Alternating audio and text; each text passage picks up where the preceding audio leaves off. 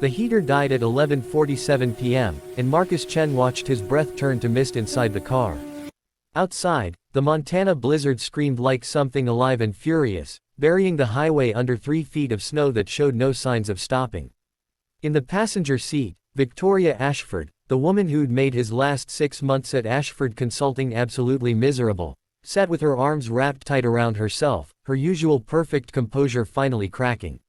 Marcus had imagined this moment 100 times, the moment his Ice Queen boss would need him, would see him as more than just employee number 47.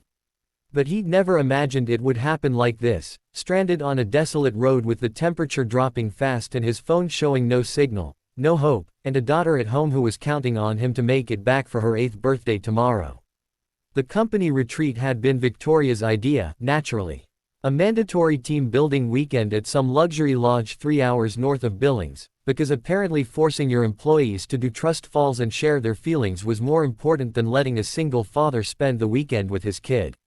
Marcus had tried to get out of it, had explained that Emma's birthday was Sunday, had practically begged. Victoria's response had been delivered in that clipped, professional tone that made everything sound like a performance review. Your commitment to this company will be noted, Mr. Chen. I expect to see you Friday at 5.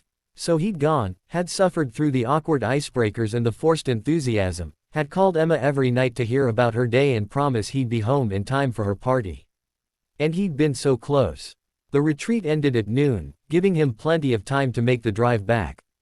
But then Victoria's rental car wouldn't start, and the last shuttle had already left, and somehow Marcus had found himself offering her a ride because that's what you did, even for someone who denied your request for flexible hours 3 times in 3 months. They'd been driving for 90 minutes when the storm hit. Not the gentle snow that had been falling all weekend, but a wall of white that turned the highway into guesswork. Marcus had pulled over, thinking they'd wait it out, but the weather report on the radio, before they lost signal, had said the blizzard would last through the night. We need to keep the engine running, Victoria said, her voice steady despite the shiver that ran through her.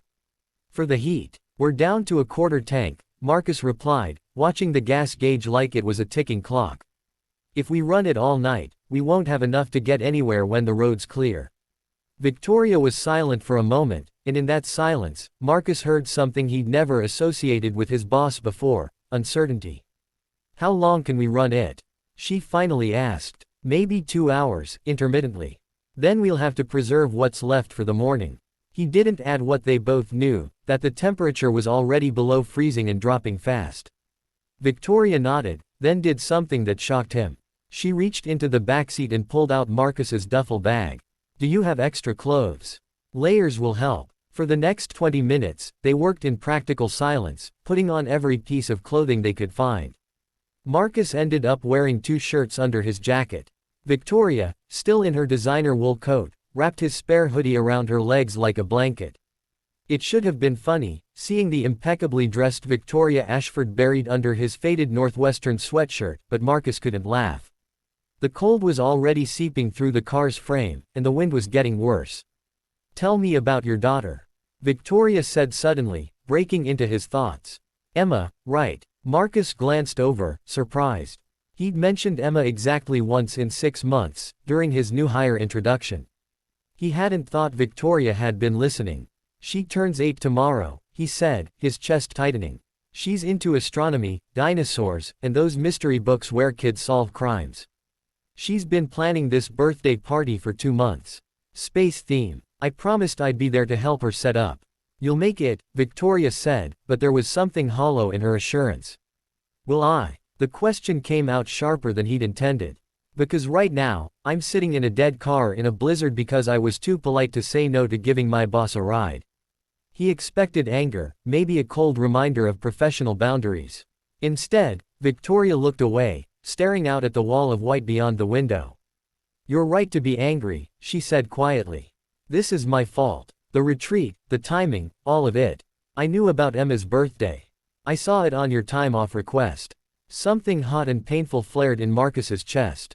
Then why? Because I'm good at exactly one thing, Mr.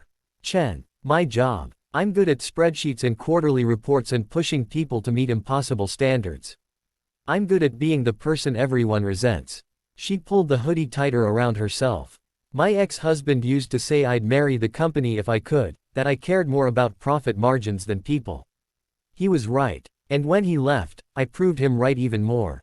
I doubled down, became stricter. Because if I stopped, even for a moment, I'd have to face the fact that I'm 41 years old and utterly alone. Marcus stared at her, this woman who'd seemed carved from ice, and saw something he recognized: loneliness. The same loneliness he'd felt every night after his wife died, when he'd had to figure out how to be both parents to a grieving 6-year-old. "You're not alone right now," he said simply. Victoria's laugh was bitter. "No, I'm just possibly freezing to death with an employee who has every reason to hate me." "I don't hate you." And Marcus realized, saying it, that it was true. "I've been angry, frustrated, sure. But I've never hated you." They ran the engine for 15 minutes every hour, huddling close during the cold stretches in between. As the night deepened, they talked. Victoria told him about growing up poor in Detroit, about clawing her way through business school, about building her consulting firm from nothing. Marcus shared stories about Emma, about the terror and joy of single parenthood, about his wife Sarah and how cancer had stolen her before Emma turned 5. Around 3 in the morning, Victoria started shivering uncontrollably. Marcus didn't think, just pulled her close, sharing body heat. She stiffened for only a moment before leaning into him. "Thank you," she whispered. "For everything. For the ride. For not leaving me behind. For being kind when I've given you every reason not to be." "That's not who I am," Marcus said. "And I don't think being cold is who you really are either." When dawn finally broke, the storm had passed. A snowplow came through at 7, and by 8:30, they were back on cleared roads. Victoria insisted they stop at the first gas station, where she bought out their entire stock of hot chocolate and hand warmers. She also used the station's phone to call ahead and arrange for her assistant to overnight a birthday present to Emma, a professional telescope that probably cost more than Marcus made in a month. "You can't," Marcus started. "Consider it an apology," Victoria interrupted.